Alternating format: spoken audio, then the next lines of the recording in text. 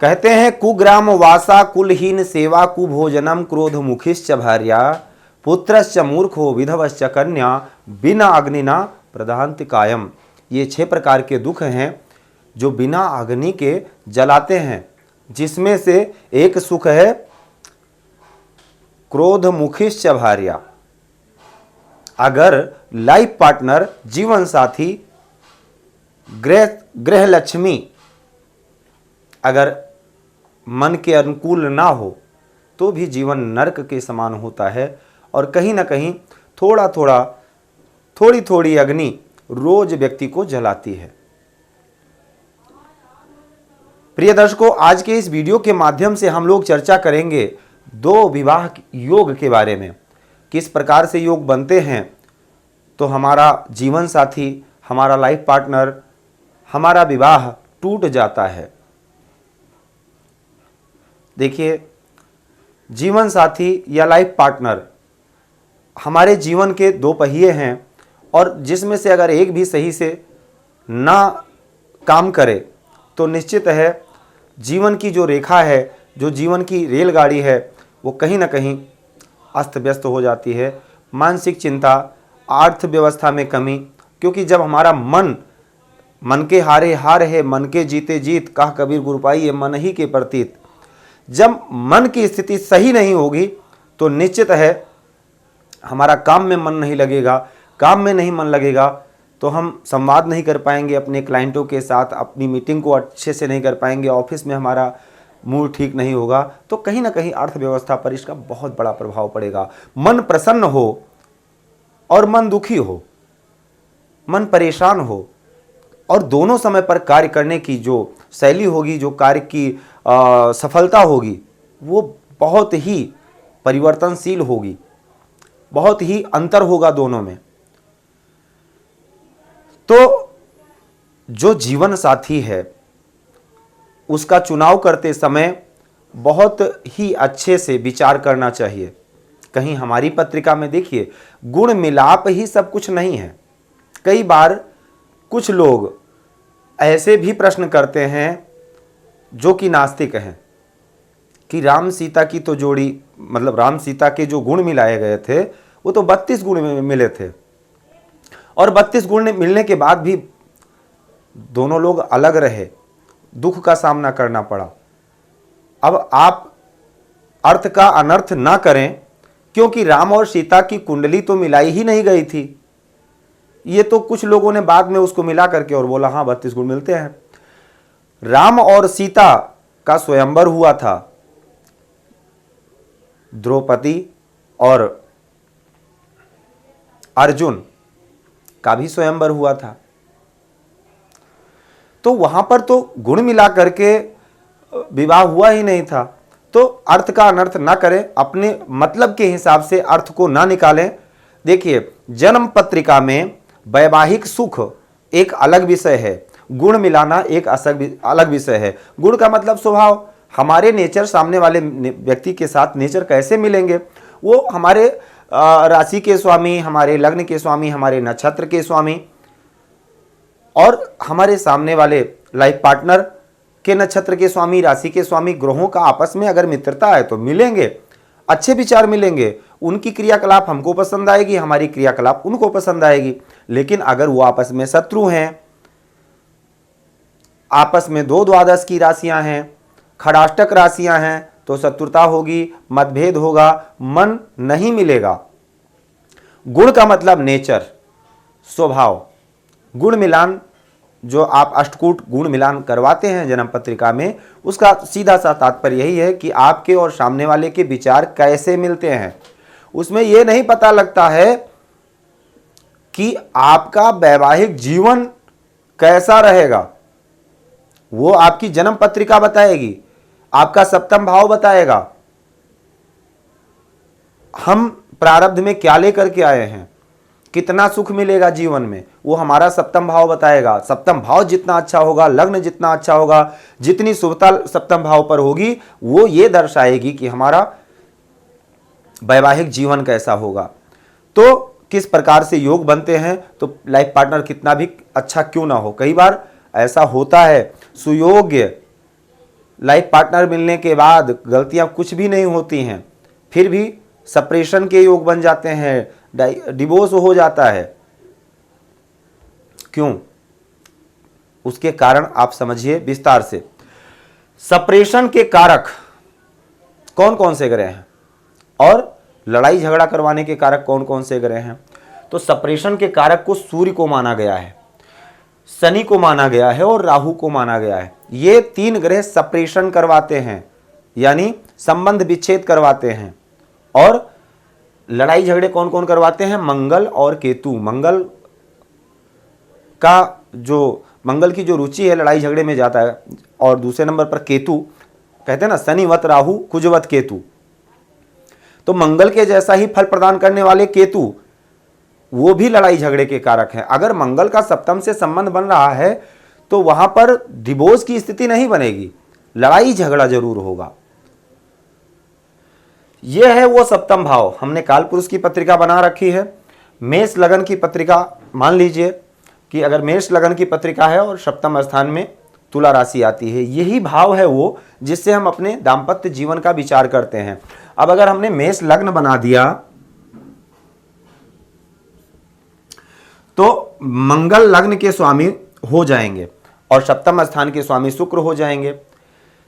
अब सबसे पहले नंबर पर मंगल और शुक्र, ये जो लग्न के स्वामी हैं मंगल शुक्र, इनका आपस में संबंध क्या है? सबसे बहुत विस्तार से आप समझिएगा, बहुत आसानी से आपको समझ में आ जाएगा संबंध विच्छेद क्यों होता है और कैसे मैरिज लाइफ अच्छी होती है। अब जैसे मान लीजिए शुक्र मंगल दसम स्थान में स्थित हों, हैं दिग्बली, उच्च के हैं, बहुत अच्छे हैं, जातक का आत्मबल कॉन्फिडेंस लेवल बहुत अच्छा हो जाएगा अगर इस प्रकार से योग बन जाए। लेकिन अब शुक्र सप्तम के स्वामी है, शुक्र एकादश स्थान में बैठ जाए। शुक्र अगर एकादश में बैठ गए तो इसको कहते हैं 2-12 का संबंध, इसको कहते हैं 2-12 का संबंध। और ऐसा होने पर आप इस तरह से मान लीजिए कि एक व्यक्ति का मुंह पूरब की तरफ है और दूसरे का पश्चिम की तरफ है, विचार कभी नहीं मिल पाएंगे। संबंध विच्छेद और ग्रहों का प्रभाव अगर सप्तम पर हो गया निश्चित हो जाएगा। और दूसरे नंबर पर मान लीजिए मंगल यहां पर बैठे हैं और शुक्र यहां पर हो जाएं,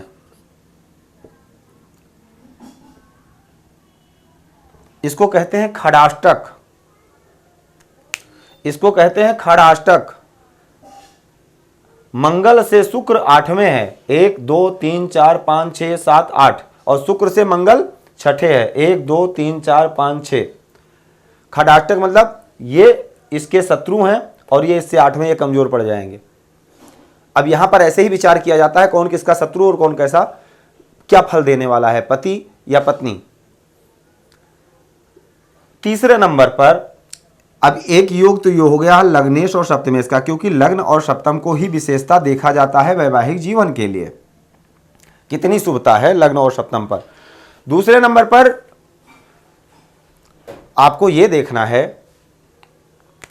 कि लग्न के स्वामी कहीं 6 8 12 भाव में तो नहीं है, सप्तम के स्वामी 6 8 12 भाव में तो नहीं है, यह भी एक खराब योग है, लेकिन विशेषता दाम्पत्य जीवन पर बहुत बड़ा इफेक्ट पड़ेगा। लेकिन आज का जो वीडियो है, आज का जो प्रोग्राम है वो इस विषय पर है कि 2 विवाह के योग किस प्रकार से बनते हैं। फिलहाल अभी तक जो आपने जाना इससे दाम्पत्य जीवन में कमियां आती हैं, लेकिन फिर भी 2-12 का संबंध और खड़ाष्टक संबंध बहुत अहम भूमिका रखता है संबंध विच्छेद करवाने में, इसलिए मैंने बता दिया।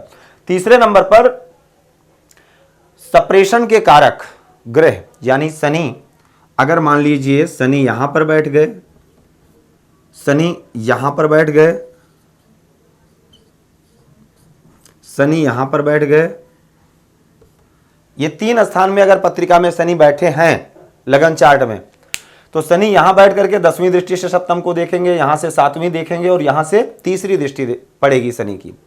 अब पत्रिका में कोई पीड़ा नहीं है, लेकिन शनि इसी स्थान में ऐसे बैठे हैं।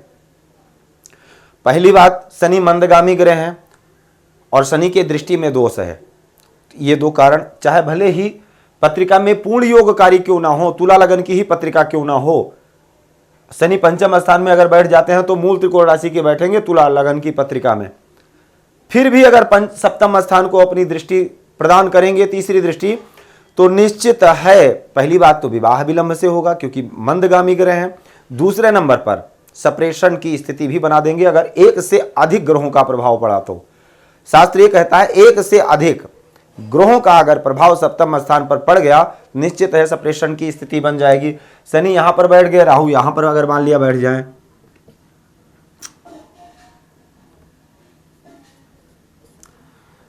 ये दो स्थिति अगर बन जाती है तो अब राहु अगर यहां बैठेंगे तो केतु का भी प्रभाव यहां पर हो जाएगा।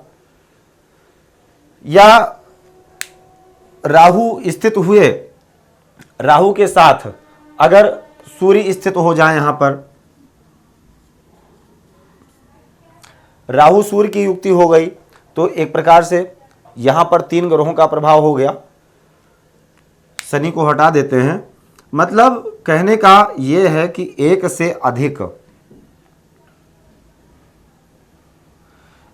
अधिक अगर ग्रहों का प्रभाव सप्रेशन के कारक, ग्रहों का प्रभाव सप्रेशन के कारक कौन कौन, सूर्य शनि और राहु,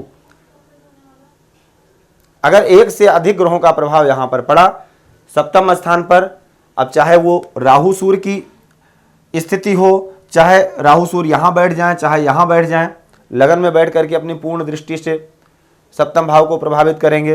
मंगल और केतु अगर स्थित होते हैं, चाहे वो लगन में चाहे जहां पर भी, मंगल अगर स्थित होते हैं तो लड़ाई झगड़े के योग बनाएंगे, मतभेद होगा, मनभेद होगा, लेकिन सप्रेशन जैसी स्थिति केवल मंगल के कारण नहीं होने वाली है।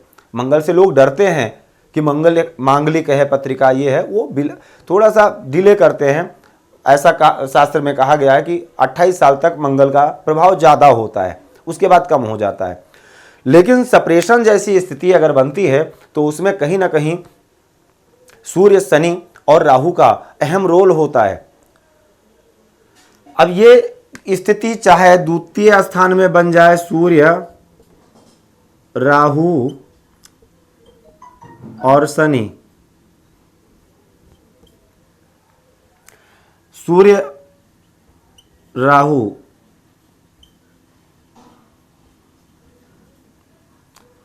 अब द्वादश स्थान जो कि सुख का स्थान माना जाता है, यानी भोग का स्थान है, यहां से सैया सुख का भी विचार करते हैं। सूर्य राहु जैसे स्थित ग्रह अगर यहां पर स्थित हो जाते हैं, सूर्य मंगल स्थित हो जाते हैं या सूर्य राहु हो जाते हैं या मंगल केतु स्थित हो जाते हैं तो भी कहीं ना कहीं सैया सुख में कमी करेंगे। द्वितीय स्थान ये कुटुंब का स्थान है, यहां पर भी सूर्य मंगल, सूर्य राहु, सूर्य शनि की स्थिति भी दाम्पत्य जीवन में बहुत परेशानी देती है। और अष्टम स्थान देखिए, ये पत्नी का स्थान है, अगर है आपके लाइफ पार्टनर का स्थान है तो ये ठीक उसका 8वां स्थान है, आयु स्थान, पत्नी के आयु का स्थान है, और ये आपके लाइफ पार्टनर के कुटुंब का स्थान है, यानी ससुराल पक्ष यहीं से विचार किया जाता है। यहां पर भी अगर सूर्य राहु, सूर्य मंगल आदि इत्यादि ग्रहों की अगर युक्ति बनती है तो भी प्रॉब्लम होगी। सूर्य मंगल तो भी आपस में लड़ाई झगड़े आदि इत्यादि होते रहेंगे। लेकिन सप्तम भाव, ये केवल ये स्थान सप्तम भाव अगर 2 से अधिक सप्रेशन कारक ग्रहों की युक्ति या दृष्टि पड़ती है सप्तम भाव पर तो निश्चित है 2 विवाह के योग बन जाएंगे। इसके साथ साथ विवाह में और किस प्रकार से योग बनते हैं तो कमियां आती हैं, जैसे कि